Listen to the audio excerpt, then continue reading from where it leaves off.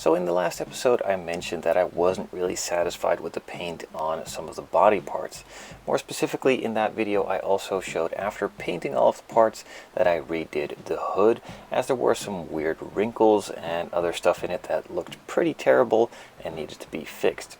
Now on the main body itself there was also a little bit of orange peel of some sort in the actual color coat, and the clear coat on top is super smooth, so that kind of shows a weird orange peely look underneath that clear, and it doesn't really look all that smooth. So I sanded the hood and repainted it, re-cleared it, and it now looks pretty damn good in my opinion, but the body is now slacking a bit, so that needs to be fixed as well.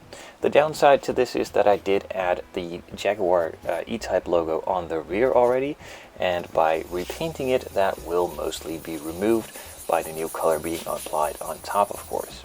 So before we can start the repaint, the rest of the body needs to be sanded, and all the other components that will be repainted need to be sanded too. I'm going to do this with a really high grit 3000 grit sanding sponge.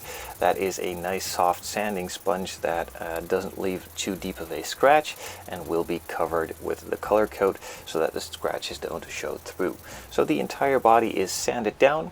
Once that is done, I can move to cleaning it up a little bit. I'm just using a simple paper towel to wipe off the top layer of dust, and will then later on clean it with an anti-static brush from Tamiya to have that static charge that might be on the body removed a little bit, and also that top layer of dust that might still be on there with the looser, bigger particles also removed. And after doing that, I'm pretty much set.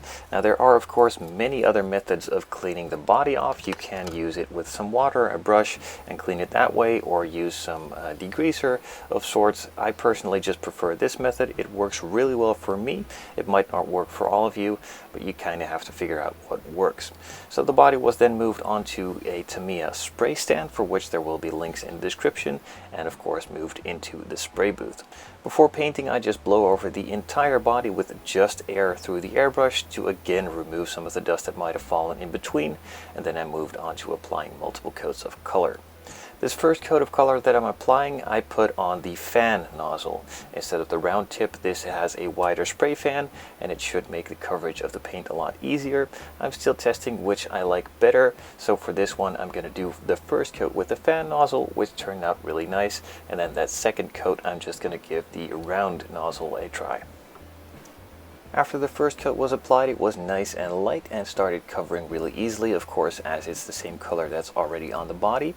The decal was still showing through a little bit on the back, and then I let it sit and cure for about 5 minutes, switched out that nozzle to the round tip, and then gave it a second coat.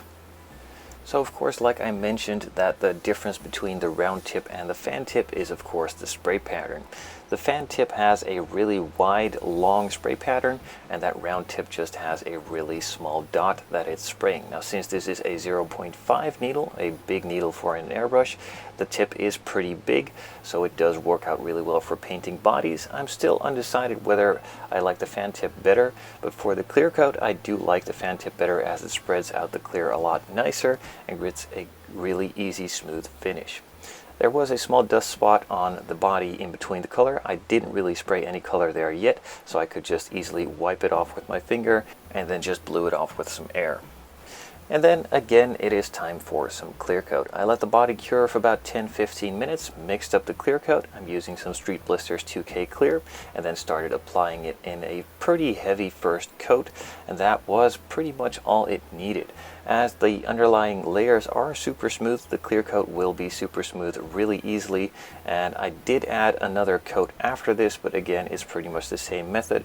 I'm just building up a bit of clear and a bit of protection, but in the end it turned out really nice and glossy.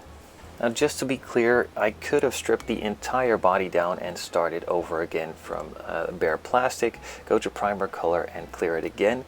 The chances of me running into the exact same problem, having that orange peely layer on the color coat and then covering that with clear and getting the same effect, are pretty high. Now it's not ideal to build up these many coats of paint on a model, of course, as some of the details can be filled up and ruined potentially, but if you're just careful, sand down the clear and not apply too much clear and paint afterwards, you should be pretty much fine. Now I'm really happy with the way that this color coat turned out, and the repaint really worked well for me. So I hope you guys enjoyed this small inside look at how I take care of this, and hopefully in the future I don't need to do this too many times, as it of course is a lot of work, and it's a lot better to just have it painted in one go in the right way.